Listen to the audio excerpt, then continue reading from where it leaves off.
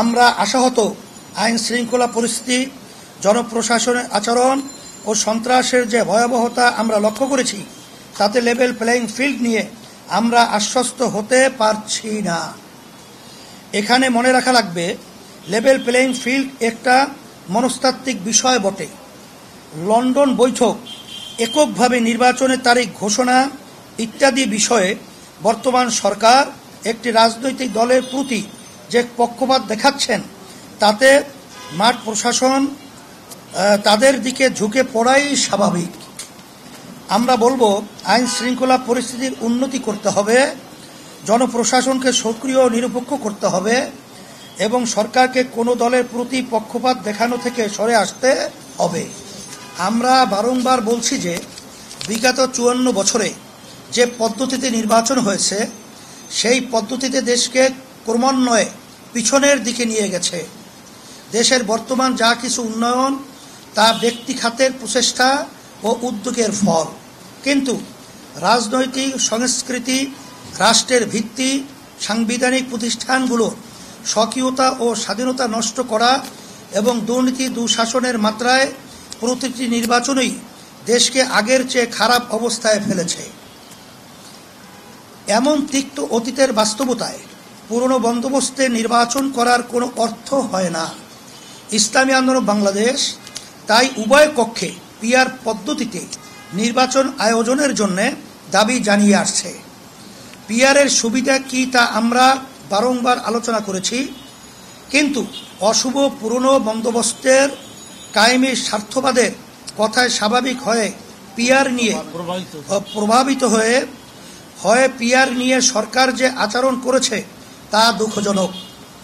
আমরা সরকারের এই আচরণের তীব্র নিন্দা ও প্রতিবাদ জানাই এবং পিআর পদ্ধতিতে আগামী নির্বাচন আয়োজনের প্রয়োজনীয় ব্যবস্থা নেওয়ার দাবি জানাচ্ছি। আমাদের দাবি সুস্পষ্ট। আমরা জুলাই সনদের বাস্তবায়ন চাই, এর আইনি ভিত্তি চাই। জুলাই জাতীয় সনদের ভিত্তি আমরা আগামী জাতীয় নির্বাচন চাই। দ্রুততার সাথে ফ্যাসিবাদের বিচার নিশ্চিত দেখতে চাই। ফ্যাসিবাদের দোসরদের রাজনীতিতে পুনর্বাসন বন্ধ করতে চাই। জাতীয় পার্টি সহ ফ্যাসিবাদের দোসরদের নিষিদ্ধ চাই। পিআর পদ্ধতিতে নির্বাচন চাই। আমাদের অবস্থান কোনো দলের বিরুদ্ধে না, বরং জুলাই অভ্যুত্থানের রক্ত জীবনের প্রতি দায়বদ্ধতা থেকেই আমাদের এই অবস্থান। এই পরিস্থিতিতে দেশের ফ্যাসিবাদ বিরোধী প্রতিনিধিত্বশীল কিছু রাজনৈতিক সংগঠন একত্রিত হয়ে আলাপ আলোচনা করেছি। আমরা সর্বাধিক চিন্তা করে এবং জুলাইয়ের রক্তের প্রতি দায়বোধ থেকে সুনির্দিষ্ট এই দাবিগুলো নিয়ে রাজনৈতিকভাবে মাঠে থাকার সিদ্ধান্ত নিয়েছি। আমরা একই দাবি নিয়ে যৌথপদ্ধ কর্মসূচি পালন করব, যুগপৎ আন্দোলন গড়ে তুলব ইনশাআল্লাহ।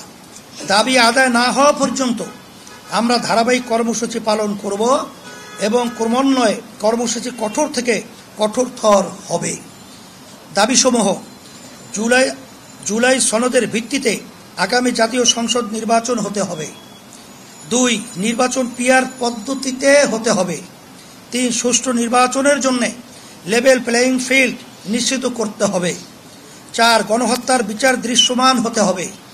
5. বিশেষ ট্রাইব্যুনালে ভারতীয় তাবেদার ও ফ্যাসিবাদের দোসর জাতীয় পার্টি এবং 14 দলের বিচার করতে হবে এবং বিচার চলাকালীন তাদের কার্যক্রম নিষিদ্ধ করতে হবে।